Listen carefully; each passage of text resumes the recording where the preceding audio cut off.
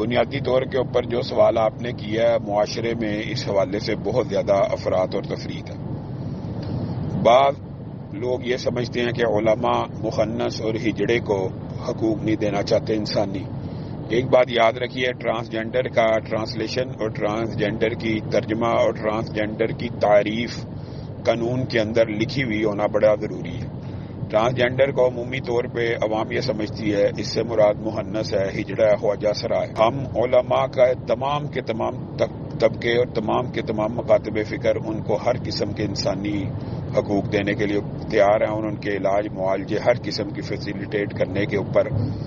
بلکہ ہمارا دین اور شریعت ان کے علاج کو پرموٹ کرتا ہے۔ لیکن حقیقت یہ ہے کہ ٹرانسجینڈر کی جو ٹرانسلیشن اور ترجمہ اس سے مراد یہ ہے کہ جو مرد ہو اور اس کے اندر رات کو مرد سو یا صبح وہ اپنے آپ کو عورت فیل کر رہا ہے اور وہ اپنے آپ کو جا کے عورت لکھوانا چاہے، اس کو لکھوانے کی اجازت ہے۔ اگر ٹرانسجینڈر کی ٹرانسلیشن یہ ہے اور ترجمہ یہ ہے کہ ٹرانسجینڈر کے حقوق یہ ہیں کہ کوئی عورت فزیکل اور وہ مرد کی زندگی گزارنا چاہتی ہو مرد فزیکلی اور وہ عورت کی زندگی گزارنا چاہتا ہو، اور اس کو ٹرانسجینڈر کے تحت حقوق دیے جائیں، تو شریعت کے احکامات اس حوالے سے واضح ہیں۔ ہم دین کے طالب علم ہیں، شریعت کے طالب علم ہیں۔ ہم کسی کی عقل کو اور کسی کی سوچ کو اور کسی کے فلسفے کو اور منطق کو وحی سے بلند اور بالا نہیں مان سکتے۔ رسول اللہ صلی اللہ علیہ وسلم کے احکامات اور قرآن پاک کے احکامات اس حوالے سے بڑے واضح اور بین ہیں۔ ایک مرد عورت کی مشابہت نہیں کر سکتا، عورت کی طرح زیورات نہیں پہن سکتا، عورت کی طرح حلیہ اور گیٹ اپ نہیں کر سکتا، اسی طرح ایک عورت مرد کی طرح زندگی اور بود و باش کو نہیں گزار سکتی۔ یہ اسلامی شرعی قوانین ہے۔ آپ کو اسلام سے چڑھ ہے، آپ کو دین سے چڑھ ہے، آپ مولویوں کو گالیاں نکال کے اپنی فرسٹریشن نکالنا چاہتے ہیں، نکال لیں، لیکن شریعت کا حکم یہی ہے، اسلام کا حکم یہی ہے۔ تو مریم نواز صاحبہ نے اپنے اقتدار کے پہلے ہی دن اگر ٹرانسجینڈر کے حقوق کی بات کی ہے تو سب سے پہلے اس کی ٹرانسلیشن کریں اور سب سے پہلے اس کی تعریف کریں یہ کن کے حقوق کی بات ہو رہی ہے۔ اگر تو یہ ایسے ہی ٹرانسجینڈر جس کو پوری دنیا میں ٹرانسجینڈر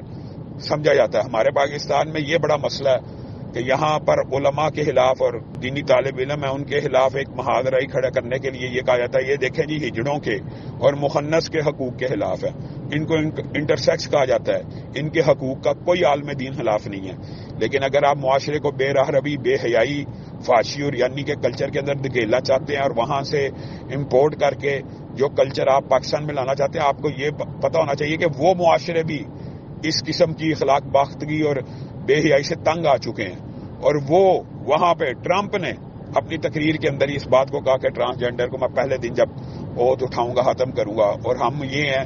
کہ ہمیں یہی پتہ نہیں کہ ٹرانسجینڈر کی عوام کو بھی پتہ نہیں، عوام کو علماء کے خلاف بھڑکایا جاتا ہے یہ دیکھیں جی ہجڑوں کو اور مہنس کو اور خواجہ سرا کو جی حقوق نہیں دینا چاہتے، ان کو ہر قسم کے انسانی حقوق علماء دیتے ہیں۔ ہاں